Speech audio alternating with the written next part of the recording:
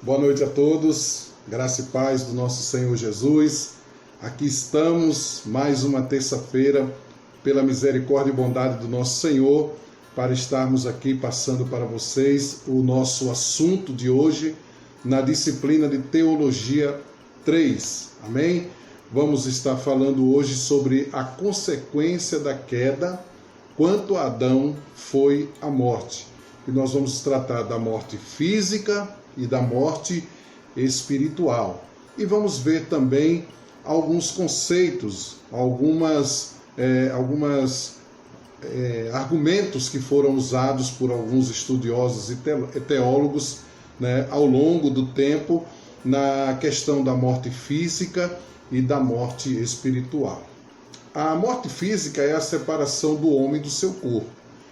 Como diz a palavra de Deus, o salário do pecado é a morte, e de que todos pecaram e estão destituídos da glória de Deus. Com isto, não queremos dizer que se o homem não tivesse pecado, viveria sempre unido ao corpo, Deus, na sua infinita onisciência, na sua onipotência, certamente saberia como tratar o homem, já que o homem é dotado de corpo, de alma e espírito, Então, não quer dizer que o homem viveria eternamente. Porém, por conta da queda, por conta do pecado, essa foi a sentença determinada, de que o salário, ou seja, o juízo, a paga pelo pecado seria a morte. Então,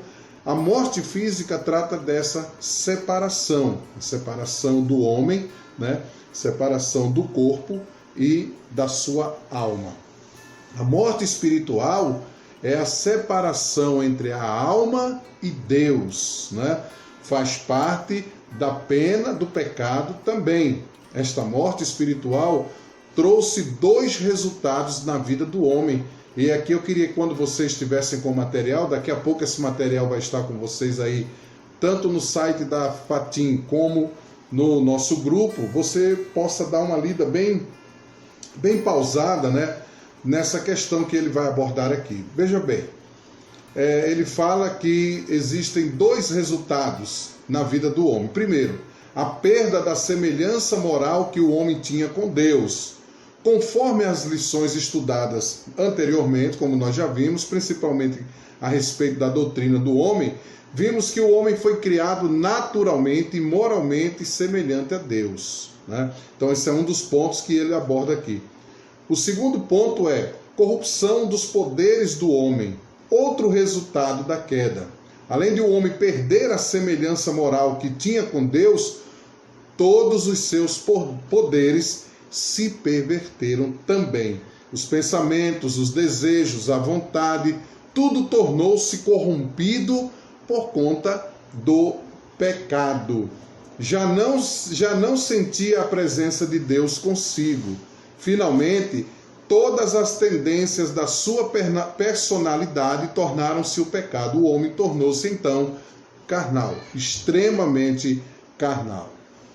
E com isso veio a exclusão. O homem foi definitivamente excluído da presença de Deus. Esta foi outra consequência da queda quanto a Adão. Ao expulsar o homem do jardim, Deus colocou um anjo à porta para que lhe impedisse a entrada novamente. As consequências da queda, neste particular, são duas, que vocês também vão observar, vão ler aqui, E se possível, aqueles que conseguem grifar essas partes que eu estou falando aqui, leia com atenção, leia pausadamente, porque certamente nas atividades lá na frente, de avaliações, nós estaremos tocando nesses pontos, e é bom para você. Então, as consequências da queda neste particular são duas, depois que o homem foi tirado do jardim. A primeira, a morte tanto do corpo como do espírito, e a segunda, a exclusão da presença de Deus. Isto é, Deus já não andava mais com Adão, como era no princípio. Lembramos lá do texto de Gênesis que Deus sempre estava ali perto de Adão, sempre estava procurando, conversando com Adão.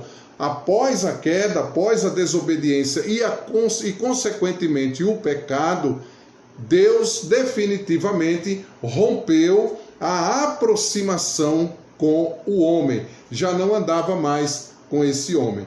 E ouviram a voz do Senhor Deus que passeava no jardim pela variação do dia. E como Adão estava em pecado, já sabia, escondeu-se, teve vergonha de Deus.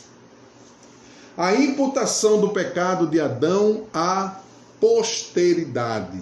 Ou seja, a raça humana herdou o pecado de Adão. É um ponto para nós trabalharmos, discutirmos e olharmos os argumentos que vão surgir aqui dentro dessa teologia sistemática que nós estamos usando com vocês. Vamos lá.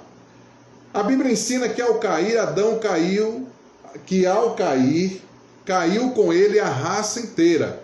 Romanos 5,12. As seguintes palavras que confirmam este acerto.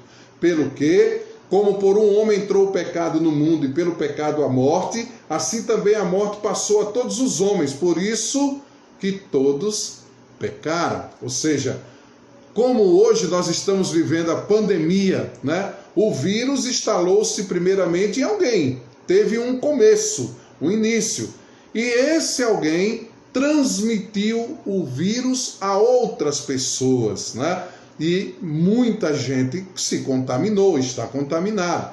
Da mesma forma foi o pecado. O pecado entrou por Adão, por consequência disso, espalhou-se, E a gente pode até pensar naquela declaração que o salmista diz, eu fui concebido em iniquidade e em pecado me gerou a minha mãe, Ou seja, já vem de lá, vem do homem que falhou diante de Deus e, por consequência, a sua descendência também.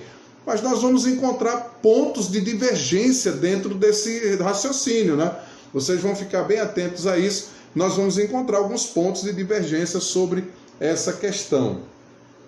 Ensina-nos a Bíblia que a transgressão de Adão constituiu a todos os seus descendentes em pecadores, Romanos 5,19 temos a seguinte expressão: porque como pela desobediência de um só homem, muitos foram feitos pecadores, assim pela obediência de um, Cristo, muitos serão feitos justos. E é aquela questão que a gente também encontra na palavra de Deus, Se o pecado entrou por um homem, a salvação também veio por um homem chamado Jesus, o Filho do Deus vivo e eterno.